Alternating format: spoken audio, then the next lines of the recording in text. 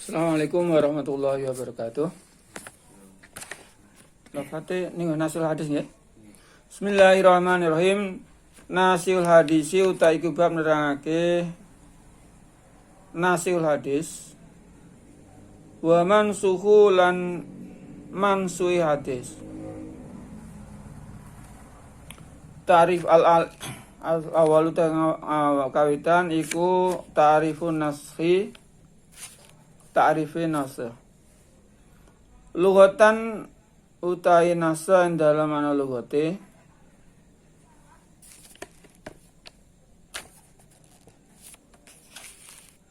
lahu iku kedue nasakh maknayane utai makna loro. Al-izalatu suci iku ngilangi. Wa min lan iku setengah sangka maknane nasakh al-izalah. To contone lan iku setengah contone al-nasu bimana izalah. Nasakhatis samsu adillah. Nasakhat ngilangi apa asamsu. Apa asamsu sengingi adillah ing ayang-ayang. Azala tegese ngilangi apa sinar sengi to sames hu ing dillah.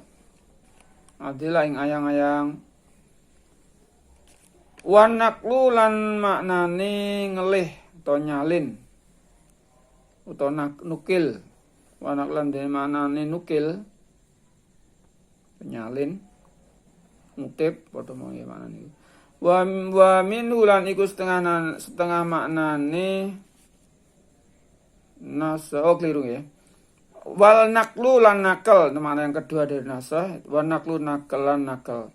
Wa min lan iku setengah sangka maknane nasah. Nasah maknane nakal. Nasah tu nasah sapa ingsun, to nukil sapa ingsun. Nyalin sapa ingsun, to ngutip sapa teman. Alkitaba ing kitab. Aidha nakal tu sing nalikane nukil to ngelih sapa ingsun. To nukil ngutip sapa ingsun, to nyalin sapa ingsun. Ma ing barang fihi kang iku tetep ing dalem, fihi kang ing dalem kitab. Fakana mongko ana fakaan nasikha kaya setuhune hadis nasih to perkara kan nasih. Dalil nasih iku qad azala teman-teman ngilangi apa nasih al-mansukha ing barang hukum kang denasah. Falif. Terus apa nih? Lafatin apa terus ini?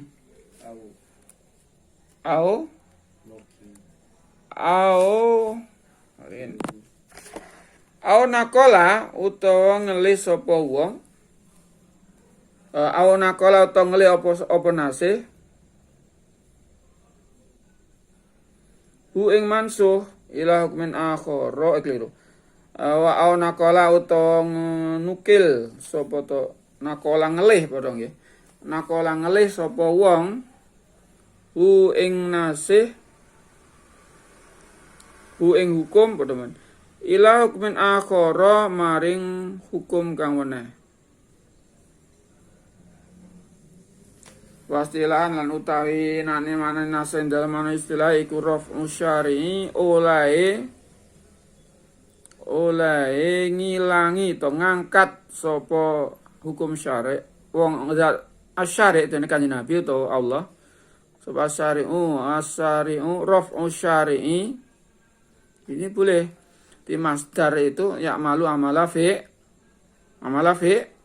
li raf'u syari'i iku raf'u syari'i wa istilahan nasa dalam ana istilah iku raf'u syari'i oleh ngilangi wong kang gawe syariat tegese Allah ta Rasul hukman ing hukum ngelih atau ngangkat ngilangi minhu sangka syari' mutakodiman ing hukum kang dingin kang dhisik mutaqaddimin kang dhisik bihukmin lawan hukum terus nih minhu sangka syari' bi mutaakhirin kang kari. Ini nasyah. Jadi nasyah itu tidak hanya dalam Al-Qur'an. Dan ini merupakan sebenarnya kajian dari kajian usul fikih. Karena usul fikih juga membahas sumber hukum, yaitu Al-Qur'an dan hadis. Di mana Al-Qur'an dan hadis itu ada unsur namanya nasyah. Nasyah itu artinya penghapusan hukum dari semula ada, kemudian dihapus dengan hukum yang lain. Seperti kalau misalkan kuntu nahaitukum an ziyaratil qabri ala fazurua. Dulu saya pernah, kata Rasulullah, pernah saya melarang kalian untuk berziarah kubur kan awal-awal masa Islam. Tapi sekarang ala fazurua, ingatlah sekarang silakan kalian berziarah kubur. Itu namanya hukum yang sebelumnya itu namanya mansus, hukum yang terakhir itu adalah nasih yang menghapus. Kemudian nasyah menurut bahasa artinya ada dua makna. Pertama izalah, menghilangkan. Jadi nasyah itu ada dua makna. Pertama al-izalah artinya menghilangkan. Seperti kalau orang Arab menggunakan kata nasyah. Nasyah khatis syamsu adillah. Artinya nasyah ini matahari, sinar matahari itu bayang ketika pagi. Nasyah khatis su'adil lah. Nasa istilah adalah raf'u syari'i hukman minhu mutaqaddiman bihukmin minhu mutaakhirin. Jadi pembuat syariat Allah Subhanahu wa taala atau Rasulullah itu mencabut hukum yang datang pertama darinya, hukum yang awal yang datang darinya, bersumber darinya, dengan hukum yang terakhir yang datang terakhir. Dan ini hukum yang wajar dalam pemerintahan misalkan hukum pemilu sesuai dengan situasi dan kondisi pada tahun pemilu pada tahun 2005 misalkan atau 2000 berapa 7 ya 2007. Kemudian pada tahun 2015 karena sudah tidak relevan lagi aturan dulu misalkan kalau boleh kampanye dengan pakai motor mubeng-mubeng. Pada terakhir ketentuan kebolehan semacam itu dihapus. Ini maka hukum yang pertama itu mansuh dengan hukum yang terakhir. Dan nasyah itu seperti itu definisinya, yaitu seorang pembuat syariat, yakni Allah Subhanahu wa taala, pembuat syariat Allah dan Rasulullah, mencabut hukum yang pertama yang awal datang, yang lebih awal, yang mutaqaddim, yang dahulu yang datang darinya, dengan hukum yang kemudian yang datang darinya. Ahamiyatuhu asani takang bindu ahamiyatu wasubatu asharul mubarizina. Ahamiyatuhu utawi kapentingane nasihul hadis wa mansu wasubatulan angele nasihul hadis wa mansu to nasah merujuk ke nasah sangat. Ahamiyatu utawi peran pentingnya nashai wasubatu lan angele nasi washarul mubarizina lan luwe pira-pira ulama kang ngundangake atau mertelake kang paling kondang. Jadi asharul mubarizina utai ulama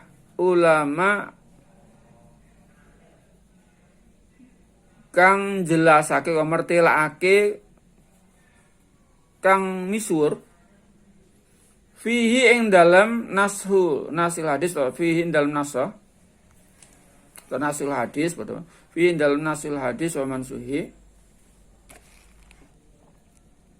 ma'rifatu nasil hadisi min mansuhi utawi ngaweruhi nasihul hadis atau hadis nasih min mansuhi songko mansuhi hadis iku fan muhimun kang penting kang wigati sokbun tur angel Faqad qala teman-teman ngendika sapa Az-Zuhri Imam Az-Zuhri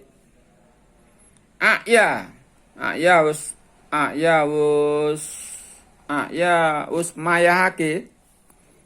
mayahake as fuqaha ing pira-pira ulama fikih wa jazalan ngapesake ing al fuqaha apa arifu yen to ngawruhi sapa fuqaha nasihul hadis itu fa'ilnya wa jaza itu masdar muawwal an wa fi'il arifu nih ya. Masdar muawwal itu bisa an dan fi'il itu menjadi fa'il, bisa maf'ulun bisa. Nasil hadis min mansuhi songko mansuh hadis. Mengetahui nasihat hadis dan dari mansuhnya ini suatu disiplin ilmu sangat penting dan juga sulit, tidak semua orang bisa melakukannya. Mana ini yang nasih, mana ini yang mansuh. Ini sebenarnya nasah ini seperti yang tadi adalah bagian dari persoalan usul fikih di dalam mengkaji, memahami baik nas Al-Quran, nususul Qur'aniyah maupun nususul hadis, nas atau tek hukum dalam hadis. Nah, seperti dalam Al-Quran ada makna hadis yang ternyata bertentangan. Misalkan ada hadis ayat yang turun awal, kemudian ayat yang kedua juga hadis juga ada. Itu kalau misalkan biasanya yang datang pertama itu hubungnya di dalam Al-Quran itu juga diakui. Al-Quran Rasulullah Allah mengatakan dalam Al-Quran, "Manansah min ayatin aw siha na'ti bi khairim minha aw misliha."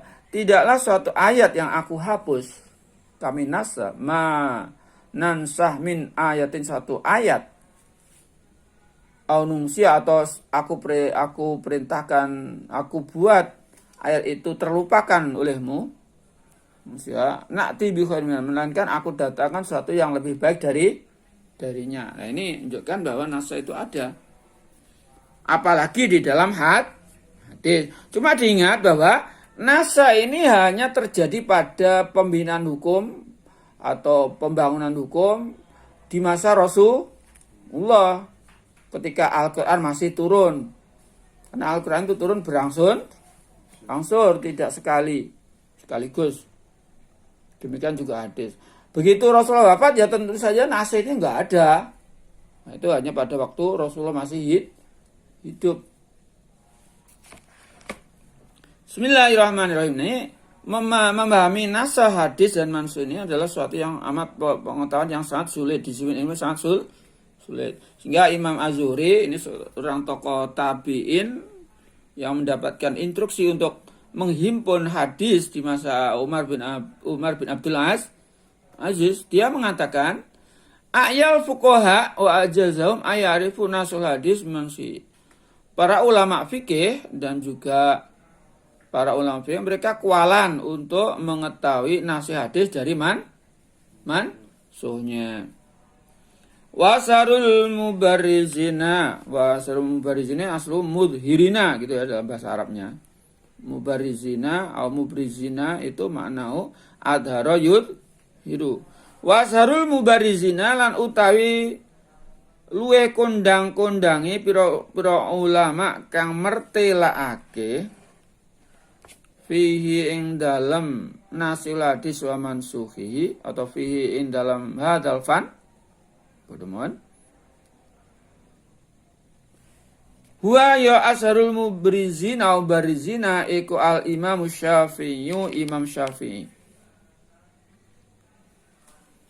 Fakot kana mongko teman-teman ono iku lahu kedue Imam Asy-Syafi'i opo aya fihi ing dalam nasihul hadis wa mansuhi op ayadul tula, ini namanya isti'arah ya. Ini namanya isti'arah isti'arah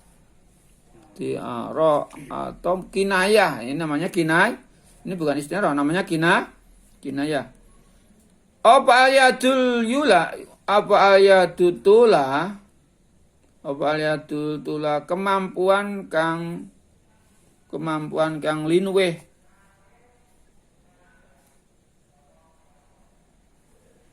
Wasabiqatul ula lan paweruh asabiqatu kang dhisik al ula tur kang kawitan.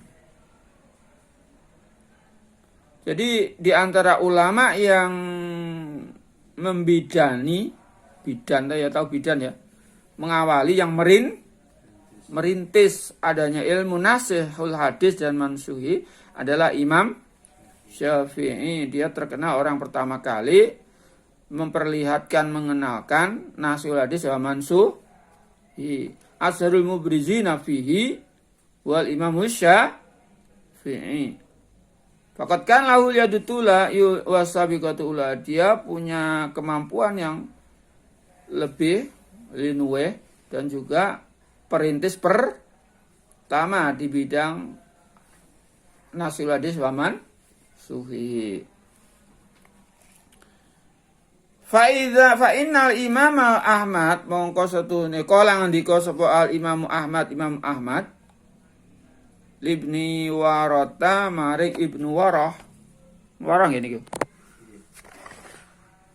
Waqat qadima teman-teman tumeka sapa Ibnu Warah min Misra sangka Mesir.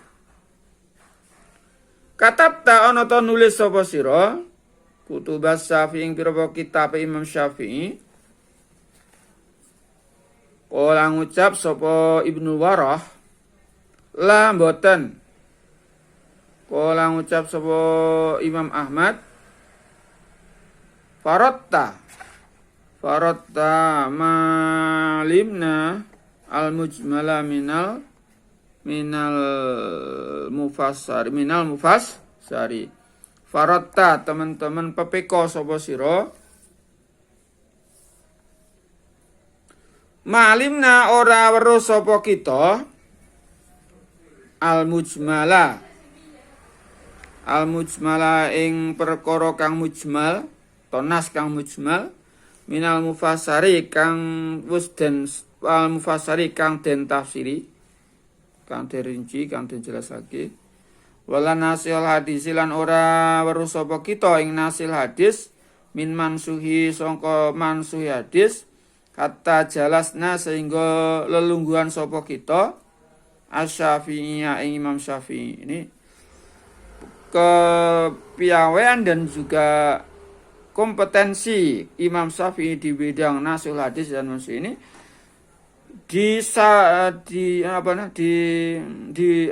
disaksikan oleh muridnya sendiri yaitu Imam Ahmad. Jadi Imam Ahmad pendiri mazhab Hambali itu muridnya Imam Syafi'i. Imam Syafi'i itu muridnya Imam Malik. Nah, itu kemudian Imam Ahmad punya murid namanya Imam Bukhari dan seterusnya. Ini ada jalinan periwayatan genealogi periwayatan ilmu hadis. Nah, ini di sini ada kesaksian dari Imam Ahmad tentang kepiawaian Imam Syafi'i. Nah, dia berkata kepada muridnya Ibnu Warah, ini muridnya Imam Ahmad. Ketika itu dia baru pulang dari kota Mesir. Imam Syafi'i itu dia lahir di Gozah. Jadi sejarahnya Imam Syafi'i ayah dan ibunya itu aslinya dari Mekah, kabilah Quraisy. Itu dengan Rasulullah itu hampir kakek ketiga itu dengan kakeknya itu satu ya, menyatu dengan kakeknya. Kakek ketiga. Jadi bukan keturunan Rasulullah beliau. Cuma dia dengan kakeknya ketiga, jadi kakek datuk yang ketiga itu dia menyatu, jadi punya silsilah yang sama. Kemudian lahir kemudian ibu dan ayahnya itu pergi ke Gaza, daerah Palestina ya. Gaza, jalur Gaza itu. Kemudian beliau karena suatu ayahnya itu meninggal karena suatu ziarahnya ke sana sebenarnya untuk ziarah makam di Gaza di mana di Palestina, kemudian meninggal di Gaza ayahnya itu. Kemudian dia pun terpaksa dengan ibunya ketika itu ya, belum lahir dia. Kemudian ketika ayahnya meninggal lewat beberapa bulan kemudian Imam Syafi'i lahir. Dan dia lahir dalam keadaan yatim. Kemudian oleh ibunya ketika usia 6 tahun dibawa kembali ke Mekah. Dia memerintahkan anaknya Imam Syafi'i untuk belajar Al-Quran, kemudian juga belajar hadis, termasuk kemudian setelah usia 15 tahun pergi ke Madinah belajar pada Imam Malik, kisahnya demikian. Dia ahli, bahkan ketika sebelum ke Madinah menemui Imam Malik itu sudah hafal hadis. Kitabnya Muwatta itu sudah hafal, kita tebal itu kitab itu. Itu sudah hafal, itu belum bertemu dengan gurunya sudah hafal. Dari Imam Syafi'i. Nah, termasuk keahlian dari Imam Syafi'i diakui oleh muridnya Imam Ahmad itu ketika dia berkata kepada Ibnu Warah, dia datang dari Mesir. Katabta kutubas Syafi'i, apakah kamu telah menulis kitab-kitab Syafi'i? Jadi Imam Syafi'i itu setelah dia belajar ke Madinah, kemudian ke Yaman ya, kemudian dia pergi ke Baghdad. Dan dia kembali ke Mekah, kemudian ke Baghdad lagi menjadi ulama besar di Baghdad, kemudian mengeluarkan namanya Qaul Qadimnya itu di Baghdad. Kemudian dia pergi ke Mesir untuk terakhir kalinya sampai kemudian wafat. Di sana mencetuskan berbagai fatwa yang dikenal dengan fatwanya Qaul Jadid. Nah, ketika di Mesir itulah murid Imam Ahmad. Dia menemui Imam Syafi'i, belajar menimba ilmu Imam Syafi'i.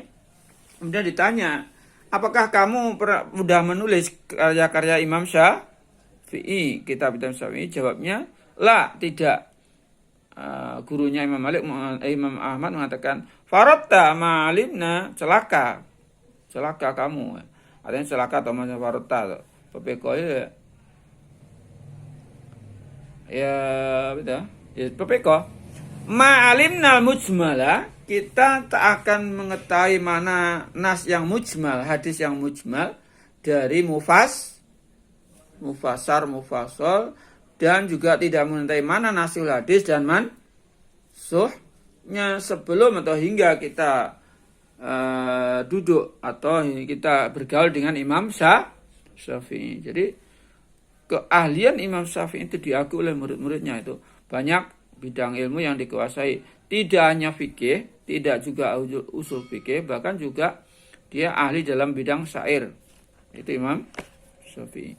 Kemudian bima asani takang pindo, bima klan opo yu'rafu dan werui, opo an-nasyu hadis nasih, minal mansi songko hadis mansuh. Yu'rafu dan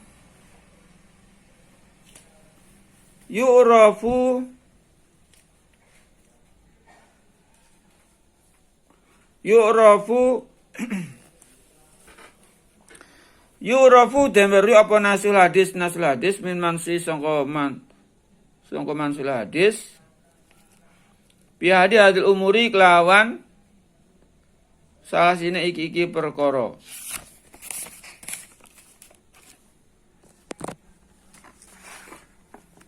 Awalan bi alif bitasrihi Rasulullah SAW lawan penjelasane pamertilane Gusti Kanjeng Nabi Gusti Rasul sallallahu alaihi wasallam, Kanjeng Nabi sallallahu alaihi wasallam.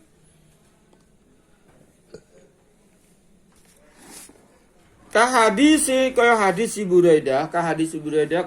Buraidah fi sahihi Muslim, dalam kitab Sahih Muslim, Kuntu ana sapa ingsun, kuntu ana sapa ingsun iku nahaitu. Nyegah sapa ingsun kum ing sira kabeh an ziaratil qabri. Sangka ziarah kubur.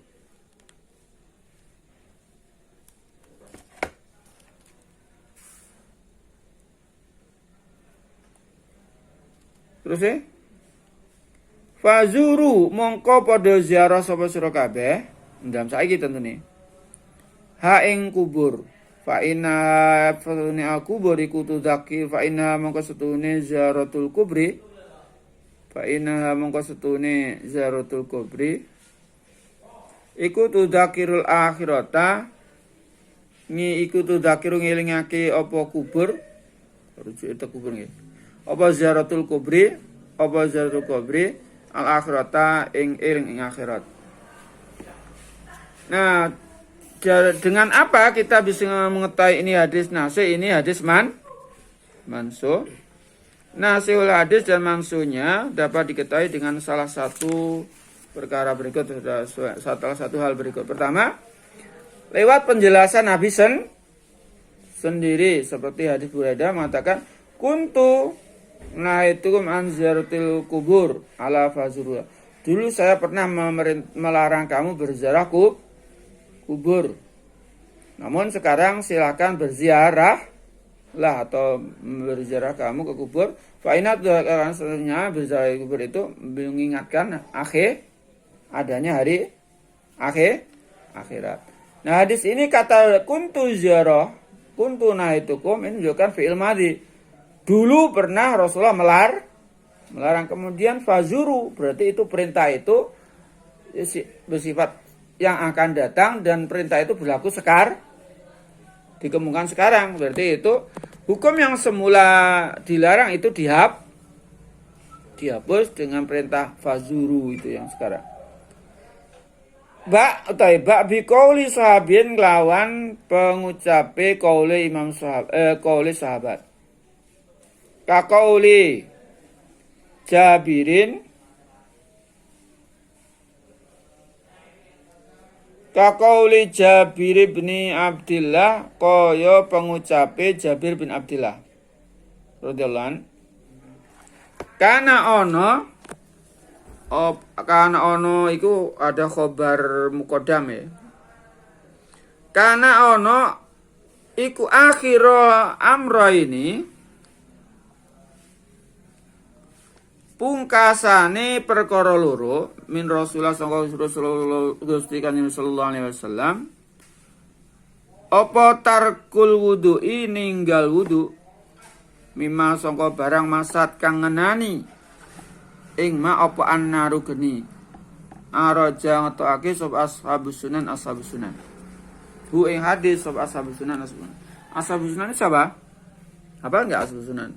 Jadi para ahli hadis itu ada nama Syaikhaini Bukhari Muslim itu pemilik kitab Sahih Bukhari Sahih Muslim.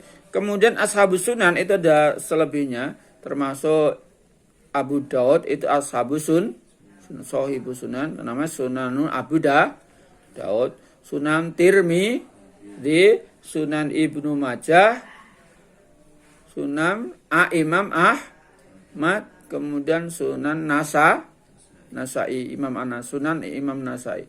Jadi kitab Sunan Nasai atau Jami' Nasai itu Sunan Nasai. Itu Ashabus Sunan. Hadis ini termuat di dalam kitab Ashabus Sunan. Ini dikeluarkan oleh Ashabus Sunan dalam kitab mereka dalam kitab Sunannya. Nah, hadis ini menyebutkan diriwayat dari Kaqauli Jabir yang kedua, nasih dan mansuh diketahui lewat ucapan sahabat sendiri seperti ucapan Jabir bin Abdillah yang mengatakan kan akhirul amrain min Rasulullah SAW tarakul wudu' mimma sanna. Akhir dari dua perkara yang berasal dari Rasulullah itu meninggalkan wudu atau tidak wudu dari sesuatu yang tersentuh api. Jadi kalau Rasulullah dulu ketika sahabat itu mendapati sahabat makan daging goreng Itu kan kinayah ya. Daging goreng atau daging godok, daging bak. Pokoknya daging lah. Daging yang dibakar atau daging yang dipanggang itu dimakan. Maka di situ Rasulullah memerintahkan untuk berwudu setelahnya ketika hendak sholat.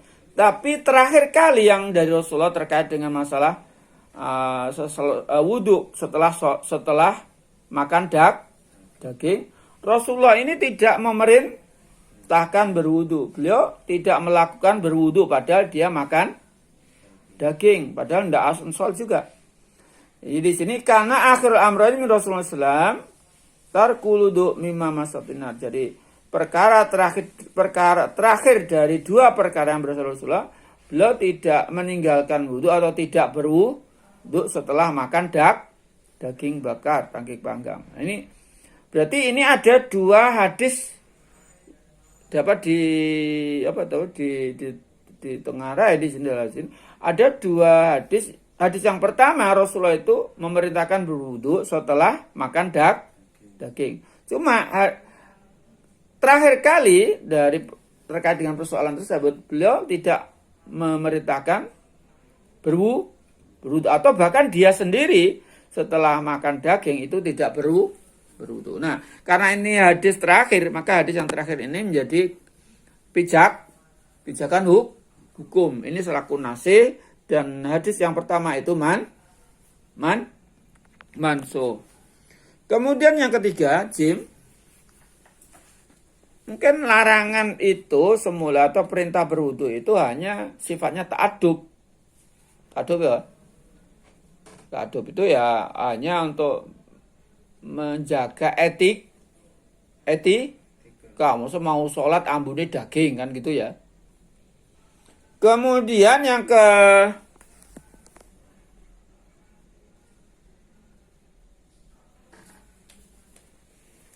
kemudian hadisnya apa itu? Bima'rifati tarikh lawan ngawerui tarikh atau sejarah. Kahadisi Saddad bin Aus. Kaya hadisi Saddad bin Aus. Hadisi aftarul hajimu wal mahjum. Aftara mukel poso atau batal posone. Aftara mukel poso. Sapa al hajimu wong kang cantuk. Wong bekam, orang bekam. Wal majumu lan wong kang den cantuk. Nusikha den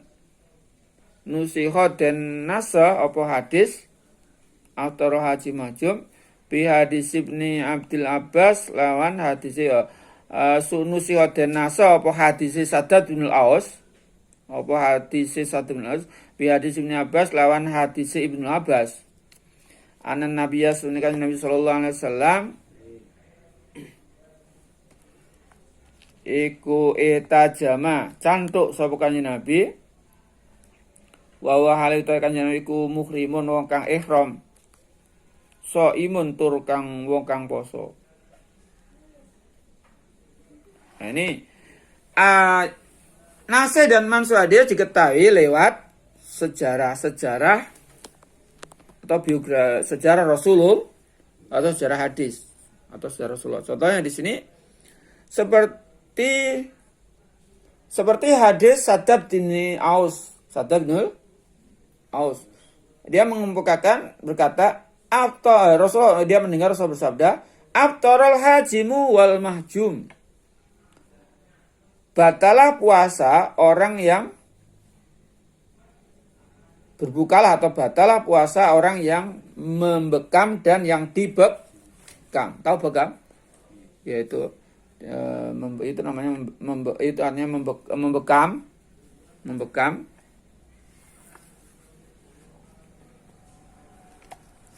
Atau hajimu wal mahjum.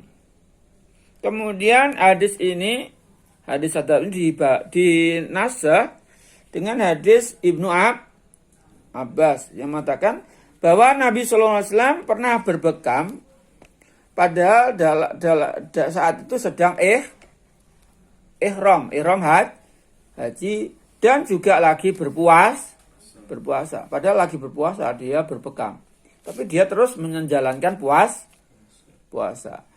Ketika kita amati dua hadis ini, ternyata hadis Ibnu Abbas itu datang terakhir. Jadi maka hadisnya adalah hadis nasih, sementara hadis sadab itu datang lebih awal, itu hadisnya mansuh. Jadi berbekam itu tidak membatalkan puasa, baik yang membekam maupun yang dibekam. Faqad jaa teman-teman tumuko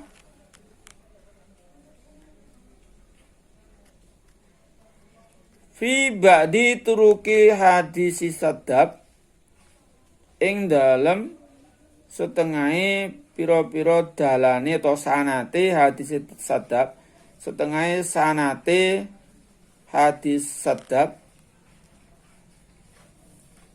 Jadi hadis sadab ini memiliki sanad yang banyak diriwayatkan, tidak hanya meskipun yang dia sendiri meriwayatkan dari kalangan sahabat. Kemudian pada jalur tabi'in itu yang meriwayatkan banyak sanadnya bercabang. Kalau misalkan dari sadat tersebut diriwayatkan oleh tabi'in dari A dan B. B dan A ini ke bawah punya sanad tersendiri, tapi ke atasnya itu bersumber dari sadat.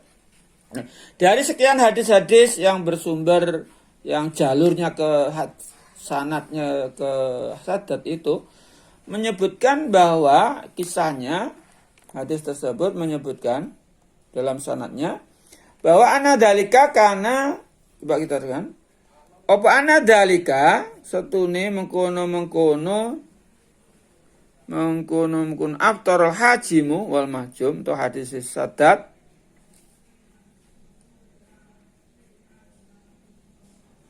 Terus apa? Iku kana ono apa dalika aftarul haji mahjum itu zaman kan ono bodalika iku zaman al-fati ing dalem nalikane wektu kabukae kutha Mekah. Wa ana ibni Abbas lan Ibnu Abbas iku sahiba iku sahaba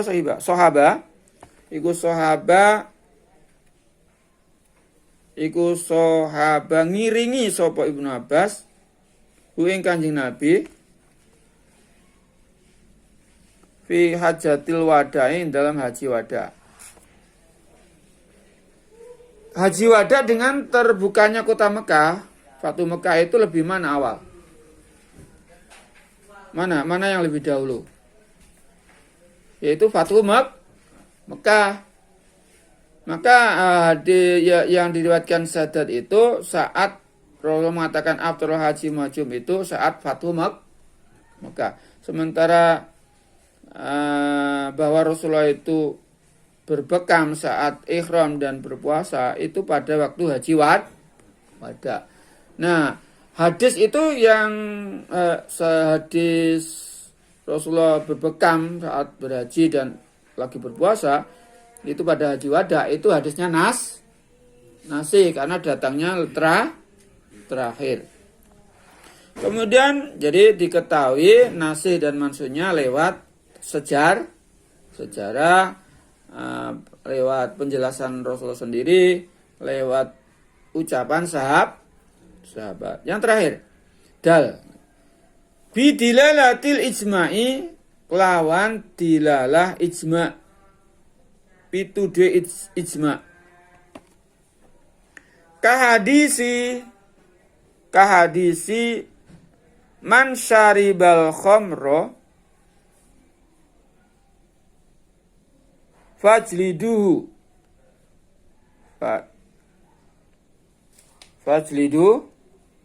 fa in ada fir rabiati faqtuluhu.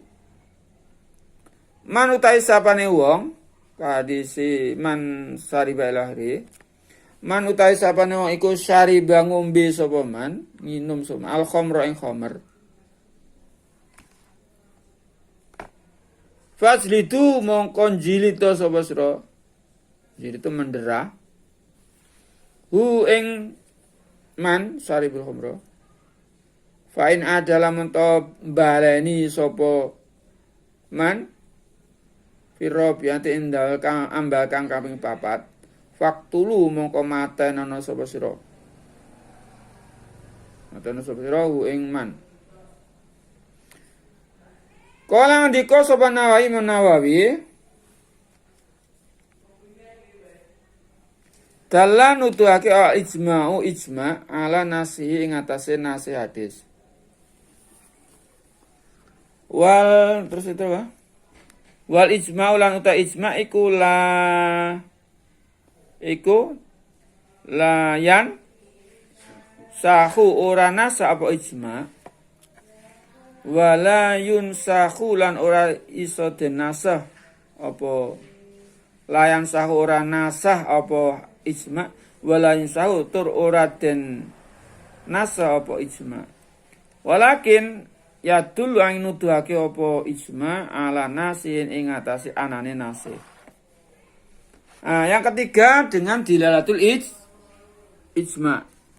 Jadi para sahabat itu menjalankan kadang-kadang suatu sabda Rasulullah itu terkadang lafadznya tidak diketahui, tapi dilakukan secara real oleh para sahabat. Nah ini misalkan di sini contoh bahwa Rasulullah pernah mengatakan bersabda man saribal khamra fajlidu barang siapa minum khamr maka deralah, jika dia mengulang keempat kali maka bunuhlah. Tetapi para sahabat ternyata dalam kehidupan pada kalangan tabi'in juga dilihat dan juga kalangan sahabat sendiri, mereka tidak mendapati bahwa para sahabat itu melakukan seperti yang disabdakan Rasulullah. Diindikasi bahwa itu Rasulullah memang pernah menghapus, tapi lafadznya tidak diketahui. Tapi para sahabat ijma sepakat mereka tidak membunuh orang yang minum khamr hingga keempat kalinya. Ini menunjukkan bahwa ijma ini menunjukkan adanya hadis tersebut dinas. Cuma hadisnya tidak disebutkan. Begitu Rasulullah para sahabat melakukan, mereka nggak menyebutkan hadisnya. Cuma melakukan secara praktis.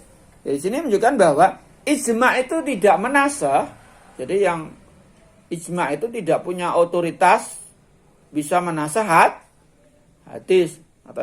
Dan tidak pula ijma itu cuma menunjukkan kok sepakat para ulama, para sahabat kok nggak melakukan, berarti itu ada hadis, indikasi ada hadis, nase. Jadi para sahabat melakukan ijma seperti itu menunjukkan bahwa ada nase yang menghapus keberadaan dari tersebut. Cuma karena banyak orang mereka nggak menyebutkan begitu instruksi melakukan, tidak kemudian mengingat lafadznya.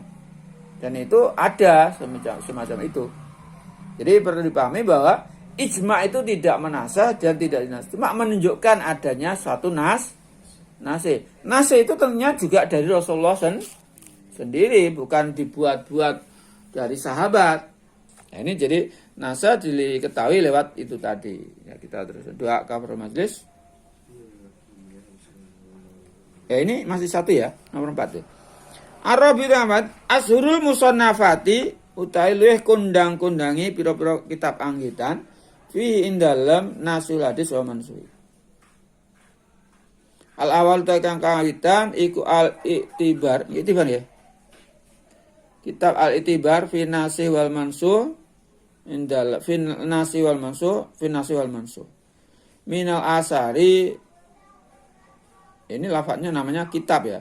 Al-Itibar fi nasi wal mansuh minal asar, kitab Al-Itibar fi nasi wal mansuh minal asar. Li Abi Bakrin Muhammad bin Abi Musa Farisi kedua Imam Abi Bakrin Muhammad bin Musa dari Farisi Al-Hazimi.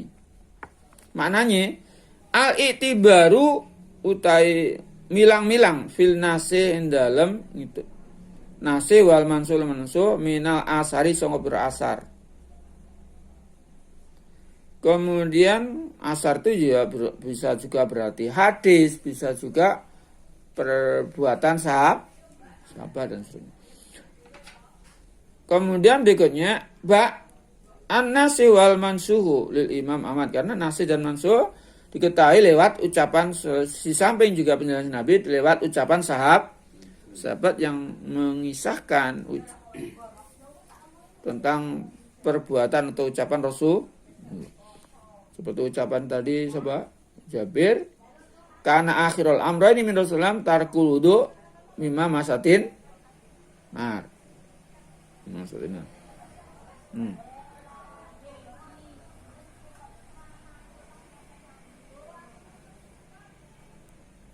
Kemudian an-nasi wal mansuh lil Imam Ahmad. Ya, kita teruskan doa kafir majlis. Bismillahirrahmanirrahim.